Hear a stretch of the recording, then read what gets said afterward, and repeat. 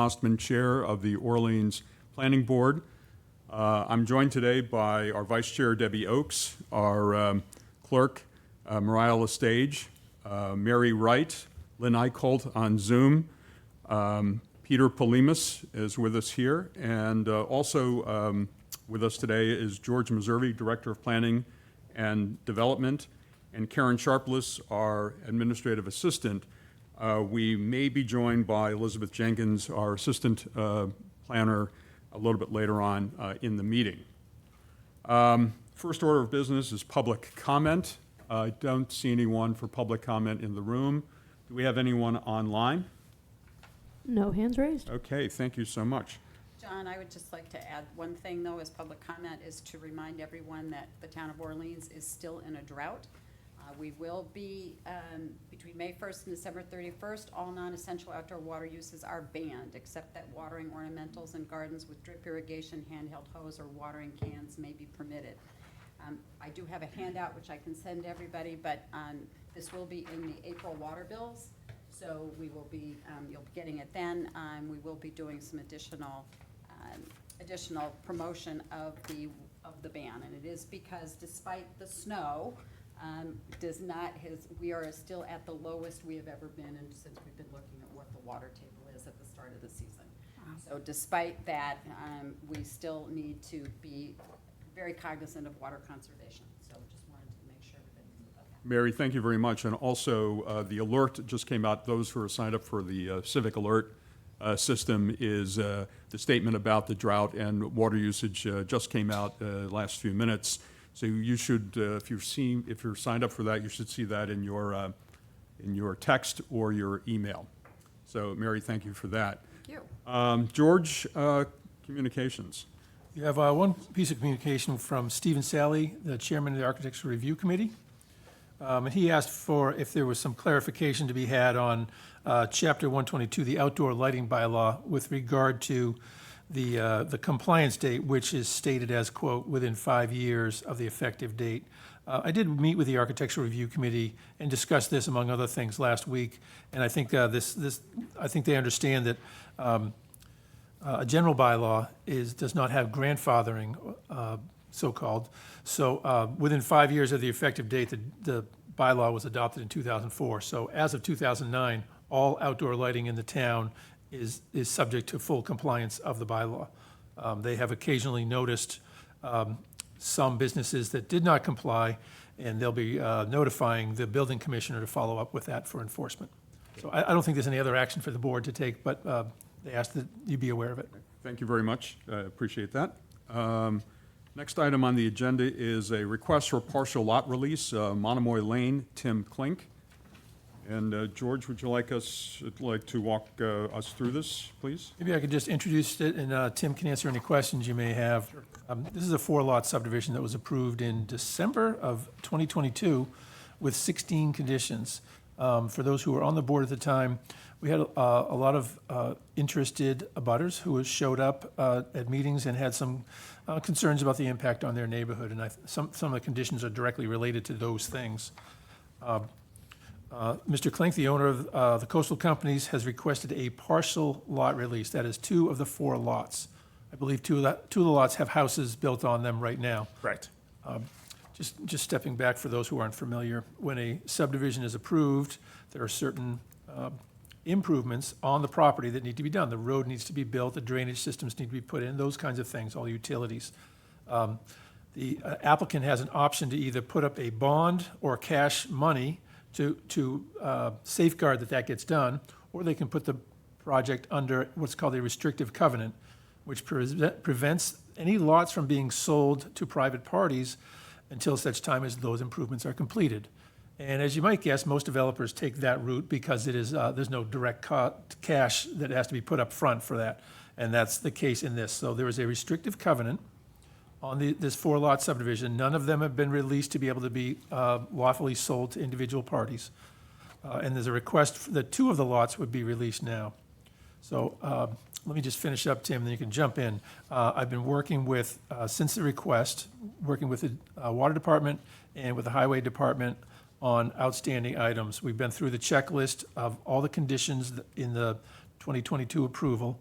And pretty much everything has been completed with the exception of the things I put in the memo. And what it comes down to is there was a berm that was put in on the property out front with protective screening, vegetative screening that is put a little closer to the road than the highway department is comfortable with. And there's been an agreement with the company that they would regrade that berm and put a grass strip between the road and the berm. And those things have not been accomplished yet, so all the improvements are not completed. However, the planning board, if you take a positive action to release 2 of the lots, you still hold the restriction, covenant restriction on 2 building lots, which I think gives you the leverage you need to compel all the final work to be done. So I think that's the introduction. If you have any questions about the work that's been done, feel free. I just have one question. In addition to the berm and the grass strip, what else is missing from the full compliance? There were as you might recall, John, there were 11 mature trees that were going to be moved around and used on the site because they're nice specimen trees, frankly. I did a site walk with Mr. Klink, and some of the trees were not relocated because it turns out they were in advantageous places to just be left as they are and mature and benefit the property. There's some of the buffer plantings behind adjacent to one of the private properties has not been completed because that lot has not been improved yet. So I think when we get down to the final release of the other 2 lots, we'll go through with a fine-tooth comb and everything that needs to be done. Great, thank you. Mr. Klink, please. Thank you. To elaborate on what Mr. Meservey had said, most of the unfinished work has to do with screen plantings, and part of that is with lot 3 and 4, those screen plantings would be a couple hundred feet off the road and would risk damage during the development of a lot, so we don't really want to put those in just at the moment. We're also have a little nursery going on lot 3, and some of the plants that we relocated from lot 1 and 2 are now sitting on lot 3, waiting to be further transplanted once we develop those 2 lots. So most of the incompleted work has to do with landscaping and buffers. The berm work that I spoke to the DPW about, we're going to plant a grass strip along Quonset Road. However, I can't really plant grass just yet, so I'm not able to get that done. The home that's constructed on lot 1 is complete, and the building department's ready to issue a COC, but they will not unless we get a covenant release for that 1 lot. The second home on lot 2 is about 90% complete, and we'll be looking for a COC on that one in the June timeframe. So that's why we're here today, to try and release lot 1 and 2. I also did a letter, which may be in your packet, which kind of details all the conditions, what's been completed, and where they stand. Thank you. Good. Any questions from the board? Oh, I see that Francesca Galassi has joined us. Thank you, on Zoom. Hi, sorry about that. No problem. So back to questions from the board. Nothing? Okay. Nope. I have no questions either at this point, and unless there's any other issues or questions from any member of the board, I will take a motion to approve. Motion to approve. I'll second. You actually have to read it, though? Read the whole thing? I don't Whole thing? see.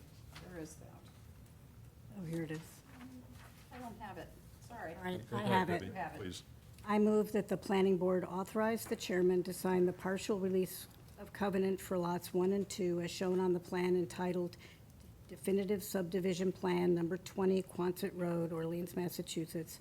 Plan dated September 15, 2022, prepared by Merrill Engineers and Land Surveyors. Okay, I need a second. Second. Thank you. And any discussion? If not, I'll take a vote to approve from the board, and since we have people on Zoom, we'll do a roll call. Since we have full vote here, the associates don't need to vote, so we'll start with Len Eicholt. Yes. Mary, right? You're right. Mariah Lestage? Yes. Debbie Oakes? Yes. John Osman, aye. 500, and you are approved. Great. Thank you. Tim, we'll just get this release form stamped in, and you can pick it up tomorrow for recording, okay? Okay, sounds good. Thank you. May all your meetings be so easy. Hopefully you guys don't have a busy night tonight. A little note to stamp that in. I'll put it right Okay, since the next item on the agenda was to talk about zoning, and I think that Elizabeth is either delayed or not going to make it this evening, I want to move to item number 5, the comprehensive plan update. And George, again, would you sort of give us a summary of where we are? I'm glad to. I'm so glad to say that you finally have a final copy of the executive summary in your hands. It took some time to get that back from the consultants, so I think we're in pretty good shape. We now have an April version of the comprehensive plan. I think that is more or less a final version, ready for town meeting approval, subject to the final branding, which probably will take place sometime in the next month, but I don't think it affects the substance of the comp plan itself. So the last time we talked about this, which I believe was 2 meetings ago, we had a wide-ranging discussion, and the board had about 50 edits to the executive summary. So those have all been incorporated, and how do I say this in the most delicate way possible? I think there's an endless set of edits we can do to a plan like this based on our own individual interest or catching mistakes, certainly still catching mistakes.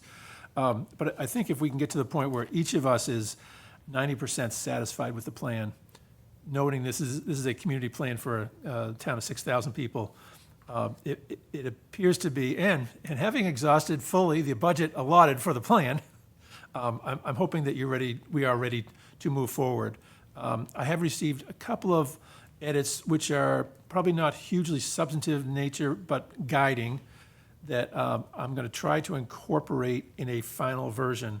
But we're no longer using Ty and Bond that was doing the updates for us in the document, and I don't understand it all, but the way the document is put together in the desktop publishing software, every change you make has a cascading effect throughout the document, so it's not something we could just easily plunk right in.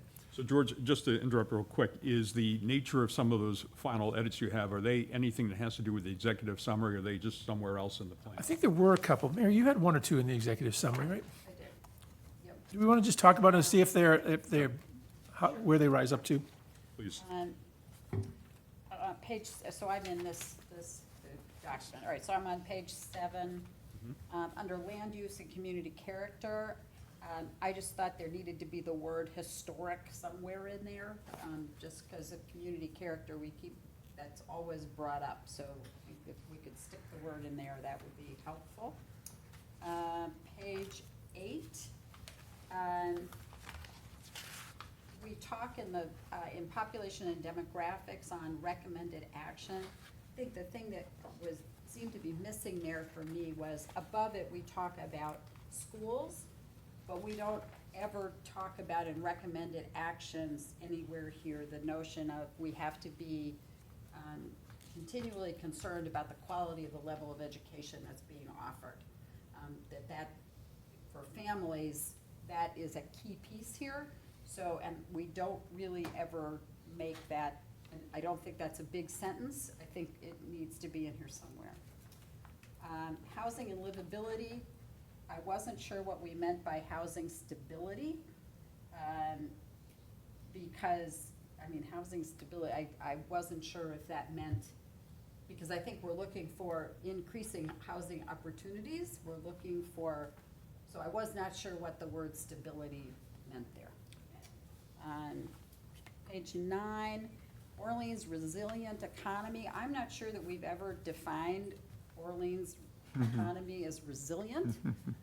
I think it's pretty limited, and so I'm not sure. I think that's a hope that we will consistently have a resilient economy, but I'm not sure that today we would say it is resilient. Well, just as a quick comment about current versus future, again, the comprehensive plan is not a statement so much of, well, it is a statement of what is. We spend a lot of time in the plan saying what is. today, but a lot of it is aspirational where we want to go. And so if it's aspirational for us to be a resilient economy, we certainly want that. But I see I see your point in that, today, is it resilient? Probably not. Right, so it's resilient economy will balance or Yeah. should balance, or there's a verb in there that. Like soon-to-be resilient. Something, I mean, I just think that's a, We're not consistent in each of the headings. Sometimes it says, like, housing must become. right, In other places, it says, is, Is. implies so we is. need to Right, be specific. so that was, I was concerned about that one. I think under infrastructure, utilities, and mobility, the thriving town depends on reliable water, wastewater, energy, broadband, mobility. Yes. These investments should complement housing and environmental goals by supporting compact, walkable centers. I was thinking, well, it should be doing a hell of a lot more than that. So I was I didn't quite see the link as it's, I mean, they should complement housing and environmental goals. Yes.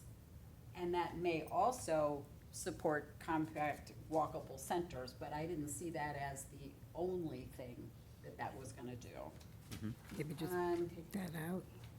The governance part, I was, it seemed to me that we needed to somehow, well, two pieces. One was we mentioned under recommended actions, we recommend capital planning, but then we have below us the capital facilities, and we missed the recommended actions under capital facilities. So it seemed to me that the governance capacity and regional partnerships, capital planning doesn't quite fit there. It more fits in the capital facilities part. It also, I think I rewrote that sentence for you, George, the turning plan into action. Because it seemed to me that,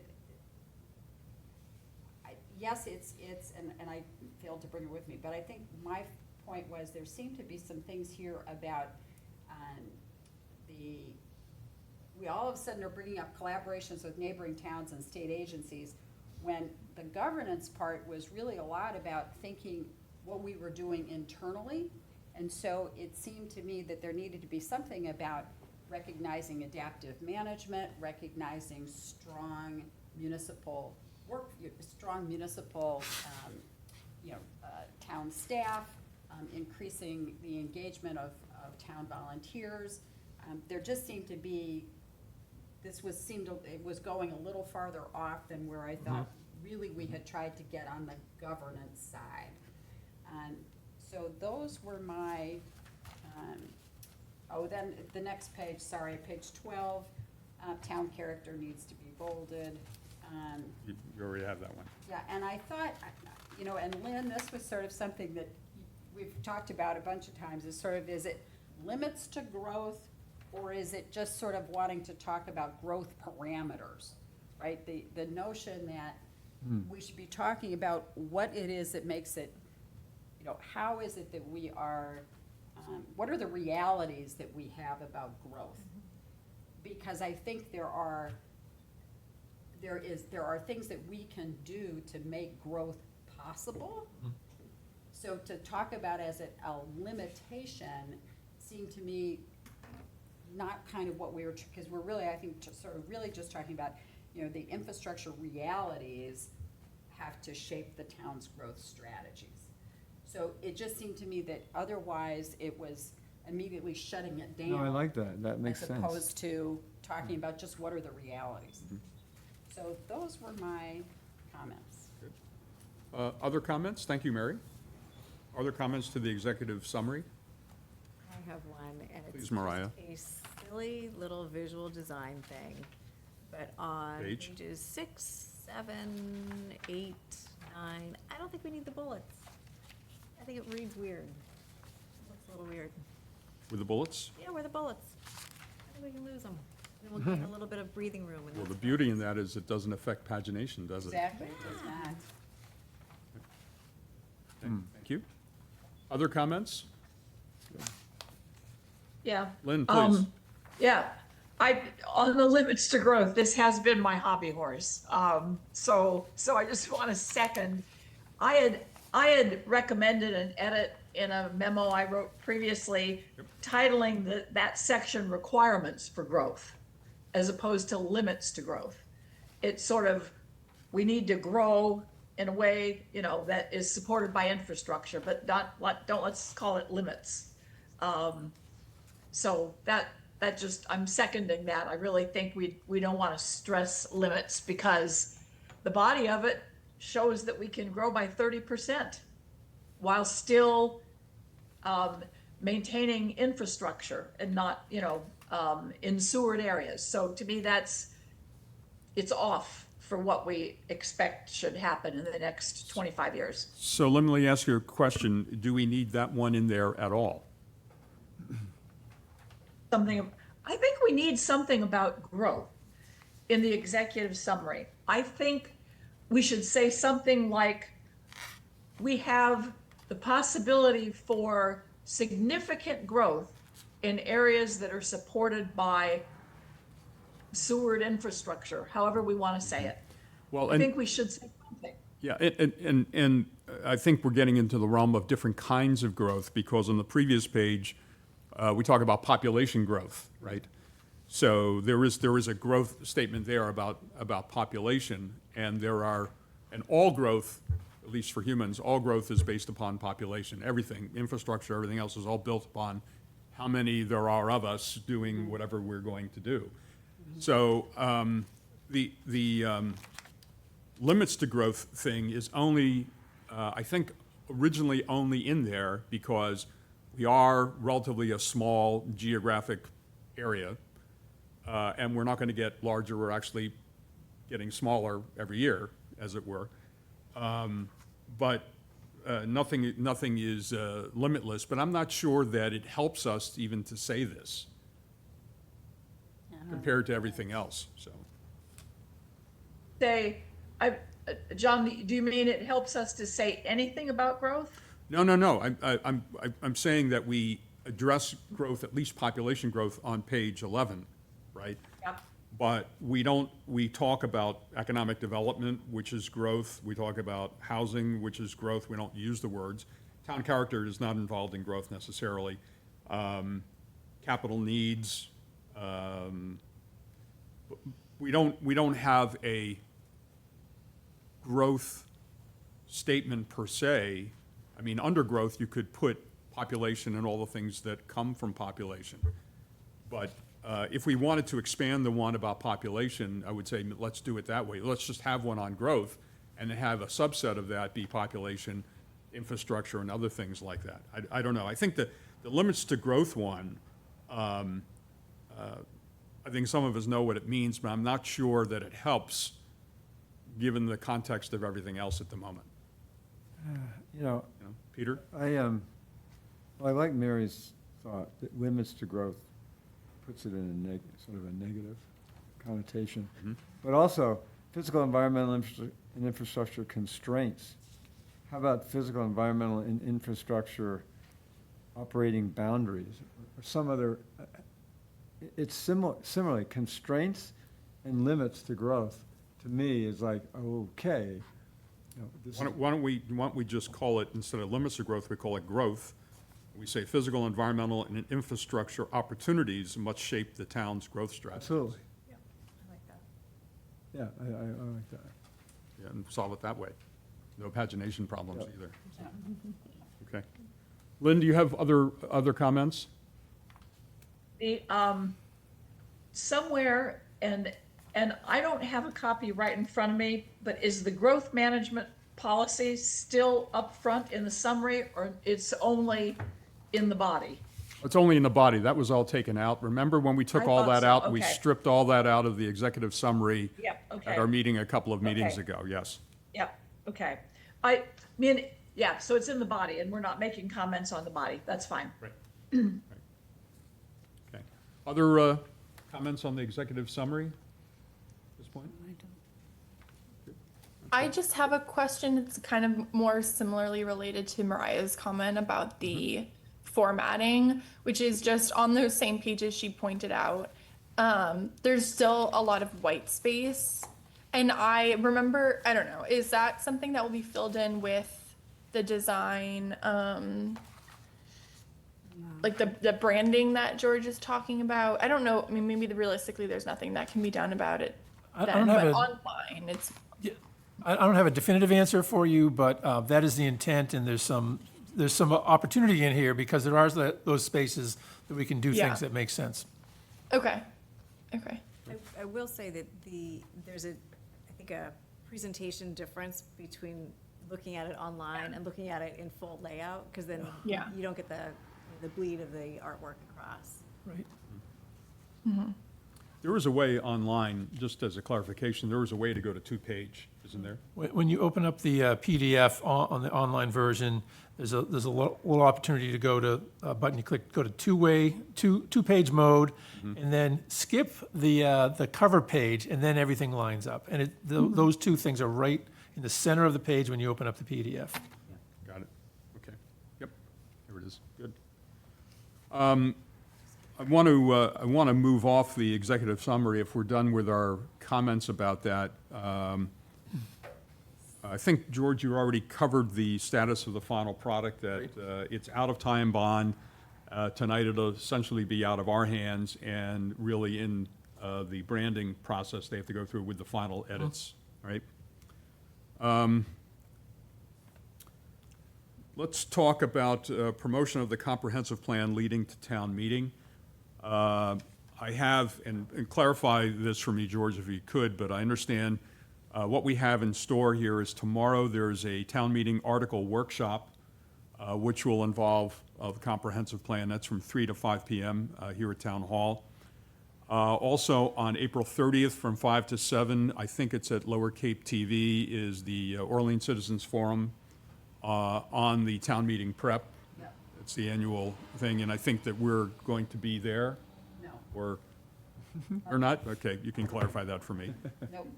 Okay. Then May 5th is a town meeting articles open house in Town Hall from 5 to 6:30. On May 7th, there's a town meeting articles open house in Snow Library from 12 to 1:30. On May 8th, there's town meeting articles open house at the Senior Center from 8:30 a.m. to 10 a.m. And then on town meeting day, there is a pre-town meeting Ask Staff at the Nauset Middle School gym from 4 to 6 prior to town meeting itself.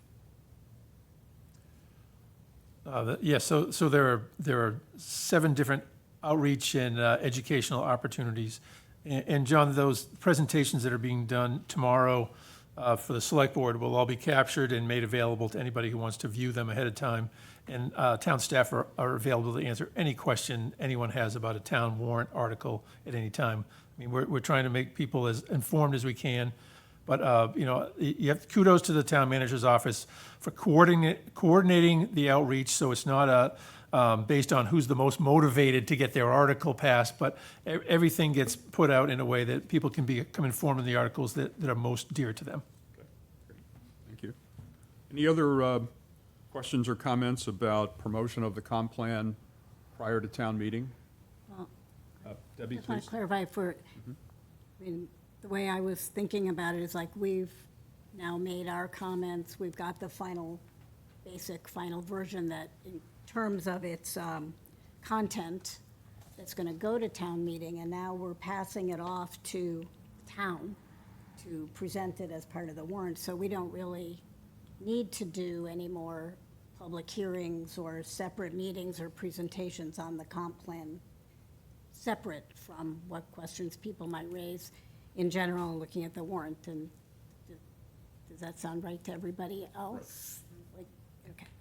We, in sort of, except for the fact that George and I are doing the presentation at town meeting, unless there's any other changes or any other things we need to do, we effectively step out of the comp plan after this meeting. Can we cheer after you do the two of you do the presentation? Can we clap and cheer? I'm sorry. With so Well, much cheer. so the answer to that question is no, and the reason is because after the consent agenda, we got moved up to number 1 position. So there's Okay. all these articles behind us, and they're gonna want us to get on and off Okay, I very got it. quickly, so. I got it. but thanks. We'll hold our applause. But we could applaud and whistle and, encourage. Whistle and whistle, all right. It always helps to have plants in the You audience. could just say, could you please hold your applause? So, George, getting on to the last item here is town meeting presentation. There are 4 slides. The first slide and the last slide are the front and back cover. And George and I are talking over those things. In the middle 2 slides, George handles the major part of the presentation. I'm mainly introducing the comp plan and introducing George. But it has to be fairly short and brief, and there's no way in the world that we're going to go through in detail 234 pages of the comp plan. That could be possible if we were the last article, but we'd be into Wednesday at that point. So I just want to say, before today's meeting, I went through a little bit of our history in developing the comprehensive plan, and we really started talking about the process of even getting started in November and December of 2022. And we really got into this thing in earnest in 2023 and started talking to boards and committees in the spring of 2023, so 3 years ago, basically right now. And the original idea was to get to town meeting in 2025 with this thing. But as reality sets in and the comp plan itself gets more involved and complicated, and the need for more public input, I think that we gave it the right amount of time, another year, and we needed it. And I think we have a product here. Again, as George points out, we could keep editing forever. And at some point, you have to stop and take a snapshot. But this is a living document. It's something that we're going to want to look at often, use it as a guide for the next 25 years, and also keep it alive and be looking at it and using it and updating it as we go, and not waiting another 20 years or so to be doing that. But I know the amount of work that everyone on the board put into creating this work product, and I'd like to think it's one of the best, at least that I've seen, and we all looked at a lot of them before creating this thing. And it's a lot of work by all of you for a long period of time, and I wanted to thank you for creating what I think is a really, as I said at the last meeting, a love letter to Orleans and to the future of the town. Having said all of that, anything else on the comp plan before we move on? I guess, Sorry. go ahead. No, I guess I would just say, John, it's obviously, something that you were instrumental in pushing to get this ahead. And so I think your leadership on getting this put together is also very much appreciated. It's the team, for sure, but thank you. Thank you. Absolutely. Anyone else? Francesca? Just a thought about the presentation. I think something that stood out and I don't know, take it with a grain of salt, but something that stood out to me in this process, and then when we met with members of the select board a few weeks ago, was kind of like what's different, or that we're trying to implement, is like continuing to use the comprehensive plan to kind of help guide our like internal governance for like boards and committees moving forward, or just like being able to refer back to it. And I don't know how worthy that is for like inclusion in the presentation at town meeting, but it does feel important to me that in some way perhaps we communicate to people like we've spent a lot of time and investment in creating this document, and we have a plan to make sure that it continues to be relevant and like used moving forward, that it's not something that sits. So I don't know how important that is to other people, but I just wanted to throw it out there because it feels really important to me. Well, I appreciate those comments, and I think between George's presentation and mine, I think we do say in there, and we've seen the copy of both of ours already, we do talk about the involvement of the residents and the input from residents, boards and committees that, we've had, I would say, plenty of engagement. So that's part of the presentation, although we have to keep our words brief. Right. But we do mention that part. And I want to be careful about doing too much, self-congratulation of the planning board and the planning department for these things. I think the document speaks for itself, and when people really get a chance to take a look at it, they're going to know what we know. And one of the questions that will come up is, where can I get a hard copy? And we still need to answer that question at some point, because that will come up, I think, at town meeting. Yeah, John, just to add to that response, Francesca, I think what I want to make sure that we say is that this becomes a framework for good decision-making for the town based on a lot of input from a lot of residents, so it's well-founded. Yeah. But it does not, the adoption of the town plan in and of itself does not spend money or create new bylaws. Right. Those things will have to be addressed individually on their own merits. It's an overall view of the town. So, yeah, no, thank you for the comment. I want to make sure we hit that just right. Yeah. Thank you. I mean, that's perfect wording, and I appreciate you saying you. that. Any other comp plan related comments? And if not, I'd like to move on to Elizabeth, who has joined us. Thank you. Sorry, And- sorry, John. I guess I just have one other comment that I'll please, let Francesca. the board know. I'd heard from some members of the CDP recently. They were reaching out about potentially doing like a town meeting kind of style event, like about the articles on the warrant kind of geared towards younger professionals again. So I think it'd be something that happens in the evening, but it sounds like I'll have them connect with the town manager about just, I don't know, resources for that or how they want to manage it or something. Does that sound right, George? I think any access to town staff and resources should go through a request of the town manager. That's Okay. Yeah, and as we've talked about, we're doing a lot of coordinated outreach to residents. So Yeah. it will be up to Yeah. the town manager whether they want to do more or different. Yeah. Okay. I'll send them their way. Thank you. Thank you. So going back on our agenda to item 4, Phase 2 zoning updates and modernization, and Elizabeth, the floor is yours. Thank you. Do you guys want me to use the screen, or does everybody have the slides that were in the packet? Whatever is easiest for the folks online. I'm just thinking about the folks at home. Will they see the screens here or not? I don't know how it works. 'Cause the folks at home don't have. They will, they'll see it. All right, well, just to set it up, yeah, I understand George has the clicker. Thank you.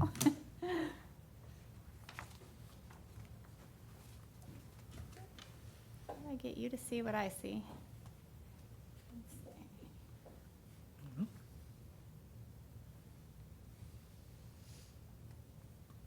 Well, maybe I overpromised here. Give me 1 second.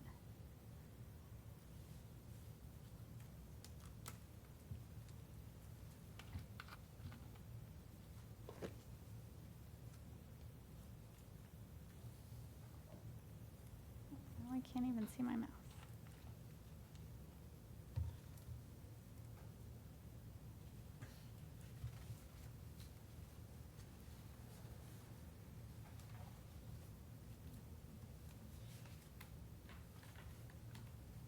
Well, okay, as I figure this out, I will try to talk and figure this out at the same time. As the planning board seeks to wrap up the comprehensive plan, I just wanted to take a moment, really on behalf of George and I, to talk about what might be next in terms of projects and initiatives at the planning board.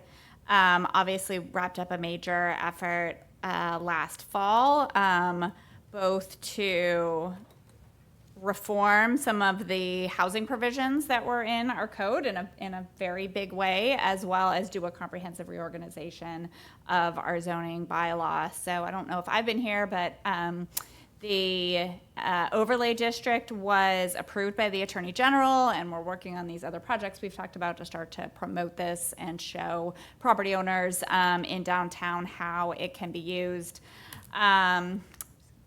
And then the zoning reorganization, we actually got an update from our town council yesterday, still with the Attorney General. They just wanted to do some brief clarifications on what we meant when we said we made technical updates. So I'm pretty confident that this will it will move through, but just wanted to make you guys aware that we are technically still waiting on that reorganization to be approved by the AG.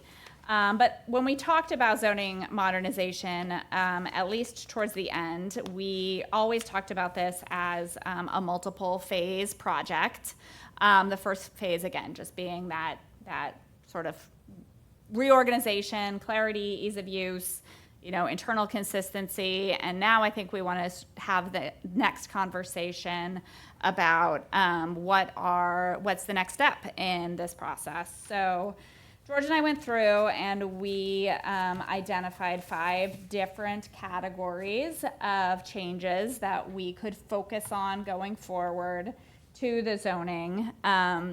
Those are additional technical updates. So when we did our reorganization, we had our legal counsel walk through it. They identified some things that needed to address or to be changed. We didn't want to make any substantive changes in phase 1, so we sort of pulled those aside, but they still exist, and there's still things that need to be updated and addressed. I would call them less substantive, but still cleanup and housekeeping that we need to do to our ordinance. The second one, and we did sort of start to dive into this in the last phase, was really modernizing our use table. This is, what I like to call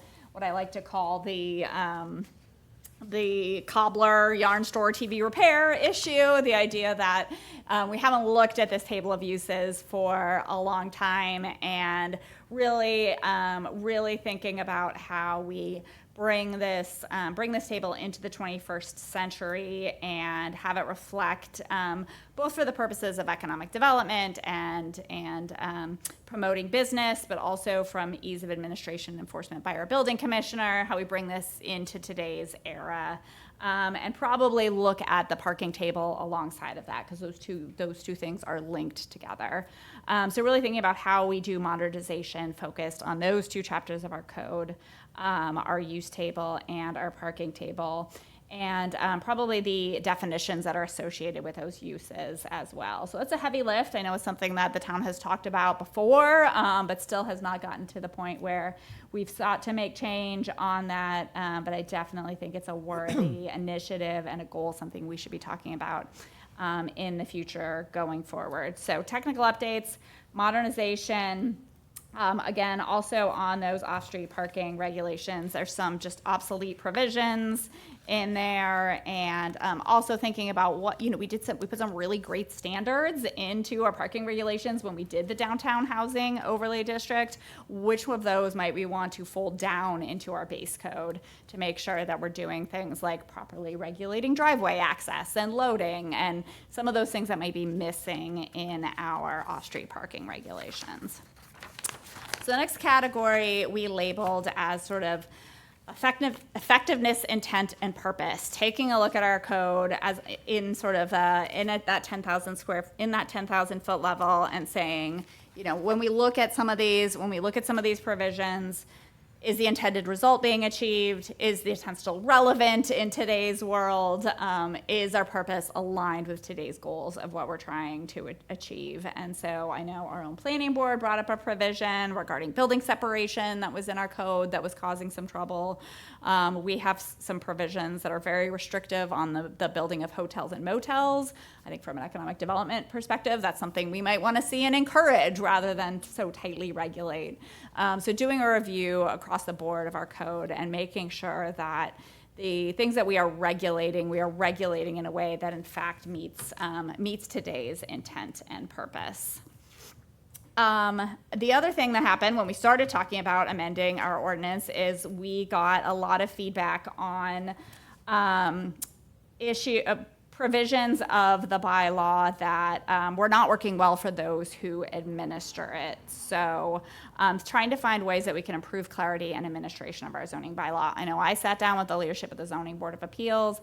They had a number of provisions in there that they said, hey, we really struggle to understand what this means, how to interpret it, etc. Looking at, I know there are some gaps that we've identified with the building commissioner regarding enforcement provisions that may be missing. So walking through and looking having that conversation about what we need to potentially change in order to make our code more workable and, again, more sort of up to today's standards. And then our last category were the zoning requirements of the seasonal communities designation. So if you recall, I think 2 town meetings ago, the town did accept the new state designation of seasonal communities. Those regulations have been finalized and promulgated, and with them come 2 requirements that all seasonal communities have to meet relative to zoning. One is related to tiny houses, and one is related to the ability to provide attainable housing on small lots that might not have vested status under our code today. So I don't necessarily want to get into the details, but these are something that we need to address either as part of one of these other categories or as standalone provisions. And we have 2 years from the date those regulations were promulgated, which was February 27th of this year. So they should be at least part of our conversation going forward to make sure we can continue to take advantage of those new tools that are in the seasonal communities designation. So again, this is just a broad overview. It's meant to start this conversation, get us thinking about what we want to tackle. Certainly, I learned when I went through this the last time, being my first time through town meeting, is you do have to be really focused about what we want to aim for going in. There's a lot of public outreach, a lot of questions. So I don't think it's too early to start these conversations if we do want to aim for fall town meeting, thinking about the work that needs to go into this going forward. And then I think once we have this conversation about where we want to focus and prioritize, we can have that next conversation about process. You know, who are we going to bring into this conversation? Do we want to have bring in other boards and have a joint conversation about what's working? Do we want to put that call out to the community and try to get their input early on, et cetera? So again, just sort of an initial intro into this topic, and happy to answer any questions or get some initial thoughts going forward. Comments, questions from the board for Elizabeth? I guess just to your last point about, how do we have the conversations with the overlapping boards, if you want to call it that, is I would just recommend that we consider actually having some joint conversations as opposed to doing some of the stuff that we did on the plan, which was a lot of sending messengers. Yeah. And then having the message get back, because I think it took longer, and B, I think we ended up with some miscommunication and not, I think some committees felt, I think, a little like, why didn't the planning board want to meet with us to do this? And so I think having those collaborative discussions, I think would be a good idea. And also, I think stuff will come up that either we're not aware of, which heaven forbid, but also that I think they will really feel that we're actually asking for their opinion because we're asking to meet with them. Thank you, Mary. Other comments from the board? My only comment is that, again, public engagement process, the lead up to fall town meeting, if that's what we want to aim for, and obviously working backwards from the right answer, when does this begin? So this should begin now. Yeah. So this has to begin pretty soon. And in a way, I assume in a way, that zoning is still a little bit fresh on people's minds, having been through the trauma of all of this the last 6 months of last year, that the heavy lift to get into this new world has happened, and now we're talking about what are the refinements, what are the things that make it work even better, and all the follow-on work. And so I think what we do is we take advantage of the fact that we've been through 6 heavy months last year of doing this, and probably after town meeting.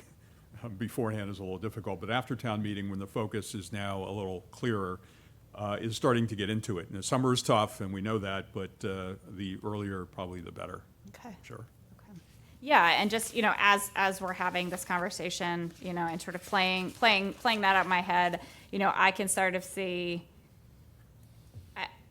what I anticipate will probably happen is, I think it would be great to sort of put together two pieces, one that's a package of additional update, additional just housekeeping things we need to take care of, things that are not overly controversial, maybe bundle and package that all together. That's part one. Use table is part two, and I'm sure as we have this conversation, we're gonna identify things that need broader community discussion and more airing out, and then we can sort of flag those along the way and create, as I know George does, that ongoing list of issues that we need to, spend more time on or pay more attention to going forward, so. John, if I may, George, please. when we think about, I have a record of going to town meeting with individual and highly detailed, small changes that people really consider and fully understand. But I perceive that the town, with the work that was done last November, responds well to a thematic change. And I think if, to the extent that things you want to change are under a big umbrella, that's a nice package. But some of the things may end up being discrete as separate articles. Have you thought about how that works yet, or? Yeah, I think that's exactly the thought process I was just thinking out loud as we were having this conversation. Yeah, I like the idea of this sort of omnibus package. We could put all of these sort of cleanup and modernization things together, say, hey, these are not major policy changes. These They work are just together. bringing our code together, and the use table, which has been a deferred item that we really need to get to for I think, economic development and enforcement purposes. Yeah. We can get that done in the fall. I think that's great. And if we can fold in some of these other things along the way, then, that makes sense. And if not, we'll park them for phase 3. I think if there's something that's really kind of cool, a little more sexy to have done, just because it's kind of fun, to throw that in, to be like, and then we'll be able to do blank, right? Because I think that was sort of the message we were trying to do with the overlay, was this is really the stuff that we're going to be able to do, and won't this be great? Yeah. So I think that's the same attitude that'll have to be done for this. And particularly, I think if there's some folks who are willing to say, yeah, this was really horrible, this made it really complicated for me to do things, to have them on part of the dog and pony show would be really helpful. I think that's a great point. I actually had a 6th category here, which was economic development, and then sort of took that out because I think doing these things could achieve a lot of our permit streamlining and economic business friendly objectives. But maybe we turn that around and say, hey, this is the real motivator in terms of the messaging, why we're doing these things. Debbie, please. Yeah, I was going to say, I think one of the categories is economic development. Yeah. And on the theme of, we've been doing all of this work, moving forward step by step, and now we're at the place where there is zoning stuff in the bylaw that's actually impeding what we say we want to do. I'm looking like the hotel motel, for instance. Yeah. Like, oh my goodness, I didn't realize that. I Right. never looked into it that directly, but that is so not what we want to be saying to potential developers. Same thing, and parking, and then we'll identify other things. But I think if you can say that, here's what we said we want for economic development, here's what we want for housing, and these things are undercutting and limiting what we're going to be able to do, then it's kind of a no-brainer. Like, why wouldn't you fix it? Sorry, I should have had to turn this off. Great. And we tried to do the use table and took it, why we just did some little bites to try to add some things in that weren't obviously covered otherwise. And it ended up just ridiculously getting shot down over total misunderstandings of what was being said. And I don't know, that was frustrating. I hope we don't do that again. Think of something else to do wrong. Yeah, for sure, but that one we learned. So I think, some of the work that we've done with the comp plan and the leading edge things that we want to take into the future, if we leverage these things under economic development and some of the other categories of growth that we're talking about, it's all, hangs together, seamless, hopefully. Right. And part of the going forward momentum. Growth incentive zones. All right. Still not working. Okay, so this is under the same category of sort of thinking about what might be next and introducing this idea to you as the planning board and of course to the public too, to see if this feels like it is on track and consistent with these other conversations we are having. So growth incentive zone is a tool of the Cape Cod Commission, and sorry for starting at the beginning here, but did not know where people would be jumping on in terms of familiarity of the planning and regulatory framework across the Cape. But of course, the Cape Cod Commission is not just a regional planning agency, but on Cape Cod, our regional regulatory agency as well that does oversee developments. And they do so by setting thresholds to establish the types of development that they have mandatory jurisdiction to review across all of Cape Cod's 15 towns. And so they call these projects that they have jurisdiction over developments of regional impact, and they define them as development which because of it having a certain magnitude, it has a magnitude of impact on natural resources, the built environment, and presents development issues significant to or affecting more than one municipality. So really, I read into that, major developments that have an impact not just on a single town, but the way the entire region is growing and developing, functioning, using infrastructure. So there really are, I think, 3 thresholds, at least, that we want to talk about as part of this conversation that the Commission has jurisdiction over. One is commercial developments when they reach 10,000 square feet of either new or additional floor area. The Commission takes jurisdiction. Projects that have 30 or more residential dwelling units have mandatory jurisdiction.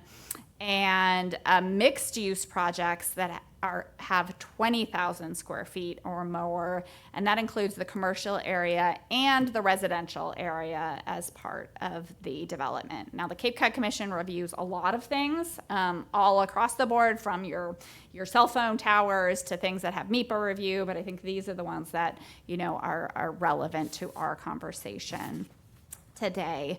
And I do want to point out that the Commission reviews projects through one of 2 pathways. One is mandatory jurisdiction. So if somebody files an application with our town and it meets one of these thresholds, we're required to send it over to the Commission. The second is discretionary referral. So if we get a project and we decide that we as a community collectively feel like we could use some additional capacity for review, we have the ability to, or that it does impact a regional resource, whether it be a roadway or a water body, et cetera, we have the discretion we always have the discretion to send it over to the Commission to have that technical assistance and that additional review. So communities across the Cape that do have approved comprehensive plans, one of the benefits of having a Commission-approved comprehensive plan is it does open up a set of tools that are provided in the Cape Cod Commission regulations for communities to use to help control, streamline, limit growth, et cetera. And one of those tools are growth incentive zones. And these are designations, geographic designations, where the town and the Commission can work together, put a plan in place, and we say, and recognize to the community that these are areas that are desirable and appropriate for additional growth and development here on the Cape. And once that designation is made, have the ability to be flexible on what those thresholds for development review are within those areas. So again, these growth incentive designations are meant to, again, make sure we can promote sustainable and balanced year-round economies, provide appropriate opportunities for economic development and growth, to enhance a variety of housing types, to maintain adequate commercial services, and to do all those things, as well as to make sure we're directing new growth, new investment into appropriate areas here on the Cape where we do have adequate infrastructure, and at the same time protect areas that need protecting because they have sensitive environmental, cultural, other resource value. So again, a growth incentive zone, clearly defined area within a community, that has existing development, extensive existing development, served by existing infrastructure, particularly on the Cape, wastewater infrastructure, because we all know, water resource protection and management is a priority, not just for Orleans, but for all of Cape Cod, where we really see those opportunities for redevelopment, infill, and to make better use of the land that we have already used once here on the Cape. So feels like we are aligned at this point with that objective. We have a clearly defined downtown area where we are focused on redevelopment, reinvestment, and infill. We have adequate sewer infrastructure now serving this downtown. We have a new zoning bylaw that not just guides, but I think directs new housing and mixed-use development in a way that has a lot of protections around community character in it. And I think a community consensus that we do want to see some growth and reinvestment in our downtown area. So to me, when we think about, how do we activate this overlay? How do we get people to invest? When we look particularly at the thresholds as they relate to residential and especially mixed use, that 20,000, I think we're going to start to see projects that are meeting the objectives that we have in our overlay district, but are coming up against these limits and not really going to be able to, I think, fully realize the potential that we as a community have said we want them to realize. So if we do want to pursue this designation, there is an application that we as a community would have to put together. It's made by the Select Board to the Cape Cod Commission. The process does require one advertised public hearing, and that's the minimal process under the Cape Cod Commission regulations. And then it's presented to the Cape Cod Commission for review and a public hearing at the commission level. And then they produce a decision that essentially outlines, that they find that you meet this criteria and collaboratively what your new threshold designations are.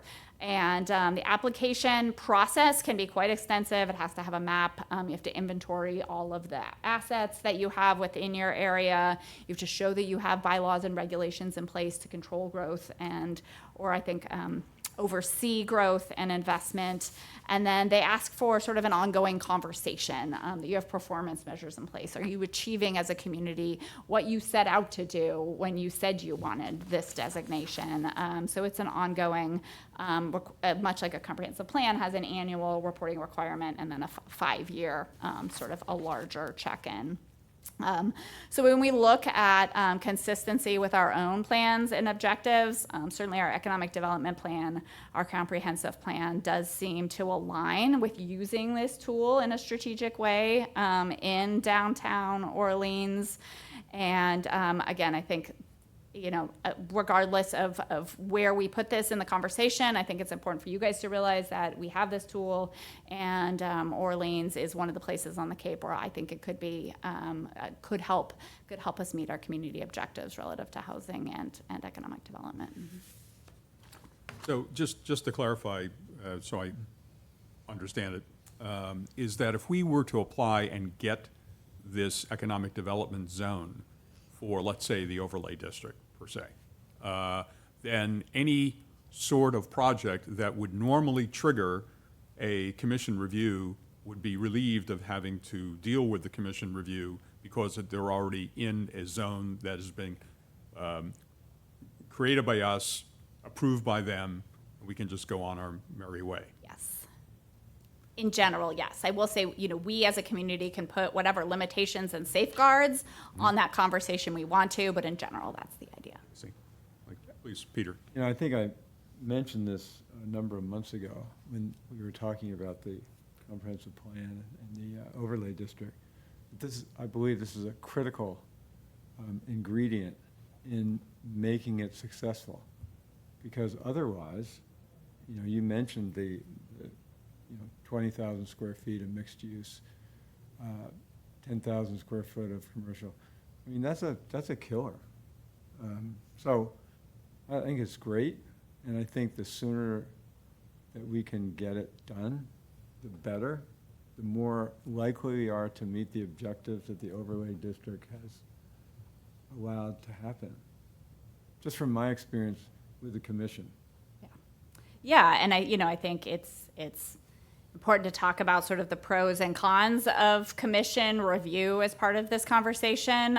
They do have amazing technical staff there that, that they have specialties in every issue area that they oversee, from transportation to water resources to, historic preservation, and for big projects and in small communities like ours that don't necessarily have those resources to do that review, a commission review can be very valuable.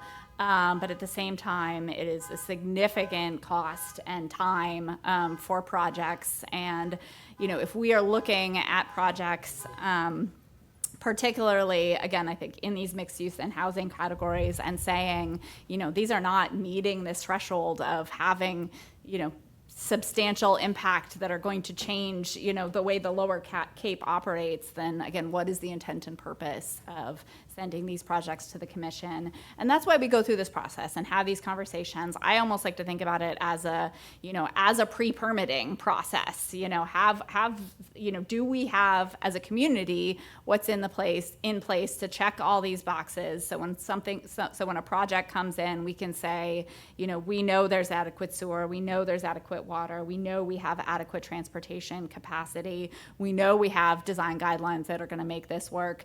And if we can check all those boxes, then, let's encourage folks to come and invest.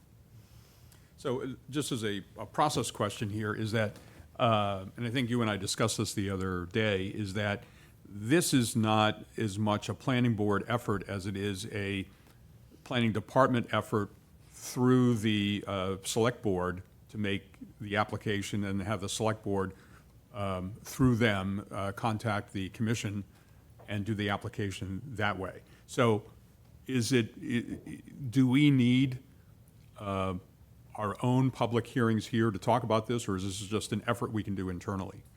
It is an effort we can do internally, but I think from my perspective, you are the board, certainly coming off of this comprehensive plan, certainly coming off of the zoning ordinance that oversees the type and rate and growth of development, or of growth and development that we want to see in downtown Orleans. So having you be a partner in this conversation, so maybe, again, maybe not being obviously the select board procedurally has to be the one that signs off, but I think having these conversations and showing that the planning board does endorse this as part of this larger conversation about downtown revitalization and managing growth is important.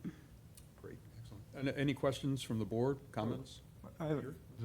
So how does that start? How does the process start? Well, I think we want to, so I'm here, I think, to start this process, make sure that we are on board to move forward with this idea. And then I think I can come back and provide you guys a more sort of detailed look at what's in that application. I don't want to undersell the lift. It's a lot of information that they're looking for. But we've also done a lot of planning very recently that we can fold into that. We've had a preliminary conversation with the commission to see exactly what they're looking for. So we've already started that process to make sure that, they didn't feel like us making this request was totally out of bounds or something that the commission wouldn't entertain. So we got a sense from them that this felt reasonable and that they would, build a lot of flexibility into this process. And so then, I do think as we start to get into it, we should ask these big policy questions, in terms of what are we doing this for, and what are the goals and objectives we're trying to achieve? Are we focused just on the overlay? Are we using this to drive people to develop to use the overlay? That's one of two pathways for development under our ordinance, right? We didn't change all of our zoning. We created a new pathway. Is this entirely for that? Do we want to involve commercial development? We don't have a lot of big retailers who are looking at 10,000 square foot buildings knocking down our doors. If we got one, how would we approach that? Do we want to have that be part of our conversation? So I think maybe coming back and having a thoughtful conversation about some of these goals and objectives. And, as behind the scenes, we work towards some of the data gathering that goes into this is how I see that. So back to the process piece, is that as opposed to what we were talking about before in terms of zoning updates and all of that, this growth incentive zone process does not involve town meeting. No. So we can run these two tracks in a different way, separately at their own pace. Yeah. Great. Other comments, questions, anyone? Yes, Yeah. Lynn, please. Yeah, so Elizabeth, bottom line, is this just, we do this work and it's a way to avoid developers getting cold feet because they know we got to go through the commission if they propose something that hits these, goes beyond these thresholds? I mean, is it really just trying to streamline to make us more attractive for the kind of development we want? Yes, Lynn. So I see this as a way of, having a conversation with a developer who comes in and says, I really want to do a 45-unit project downtown. And I think under the overlay, that project could be very reasonable and very appropriate for downtown, but maybe they choose not to do that project, or they scale that project down to 29 units because they want to avoid, paying a significant fee to the commission and having to go through months of review. So I think, this is not a separate track. This is very tied in to what we're already looking at doing, but making sure we are not inhibiting appropriate projects. And maybe we have a conversation, maybe we don't lift the threshold altogether. Maybe we say we're going to raise our threshold from 30 to X number of units or X number of square feet. And so we set that expectation, or we say, as part of this, we're going to set a policy that if you check these boxes, we still have the right to do a discretionary referral if we feel like this project is problematic. I do think we have the flexibility to use this tool to give ourselves control, but also to make sure we're not inhibiting the type of investment we want to see. Thank you, Lynn. Thank you, Elizabeth. Any other questions, comments? If not, please, Mary, go ahead. So I was thinking about does this help us, would this put us in a better position for any sort of grant funding or anything where we're demonstrating, I think by doing this, it sounds to me like we're demonstrating an even more forward-thinking thought process, because we're bringing in, you kept bringing up the concept of technical systems. So we're bringing in more people who are helping us think bigger, perhaps, but also with putting the kinds of controls that we really want to have in place.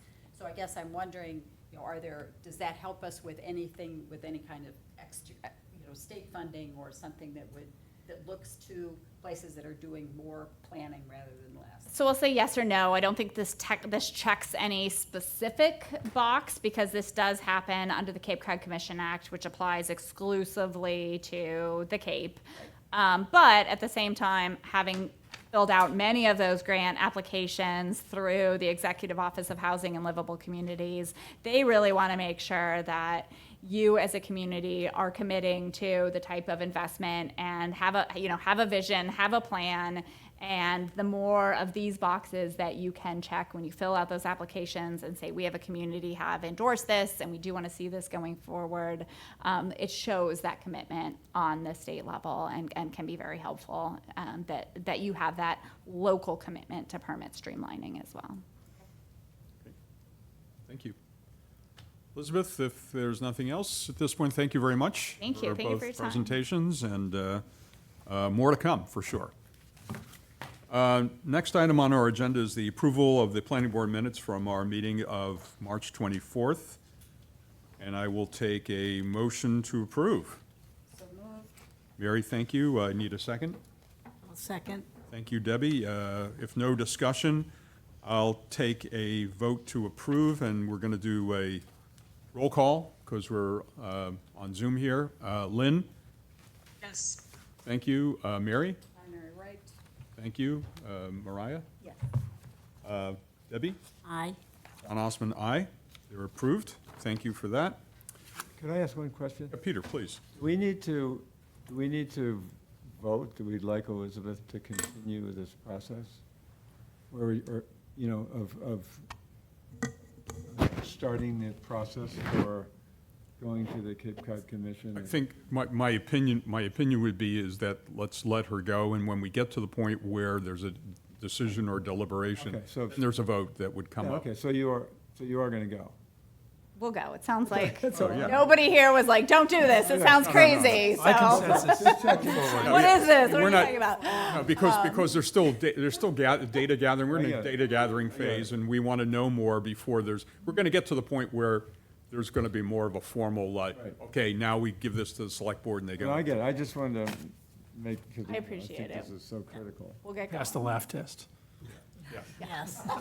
Well past. The only vote we would take would be to no, but we Yeah. won't do that today. So anyway, next item on the agenda, George, is future agenda items. please. Yeah, well, I think we want to continue our zoning discussion fairly quickly and get that ramped up sometime either right before or right after town meeting. At some point, we want to talk about historic preservation planning and responsibilities and the level of effort the town has expended and whether there are things that we could be exploring. On our next agenda, we'll have a cancellation of the meeting, the planning board meeting after town meeting, as the board usually does in case it's a second night. Your next meeting after that, after town meeting, would not be until May 26th. And I think sounds like we're going to do our growth incentive zone homework and come back to the board. And, at an appropriate time, we'll probably want to make the select board informed of the interest early on, so they get used to the idea and could ask those early questions right along with the planning board. So that's what we have on our future agenda calendar for now. Okay, thank you. If no other comments or questions, I will take a motion to adjourn. So moved. Thank you, Mary. I need a second. I'll second. Thank you. We'll take a roll call vote again. Lynn? Yes. Mary? Mariah? Yes. Debbie? Yes. John Osmond, aye. We are adjourned. Thank you all. Thank you.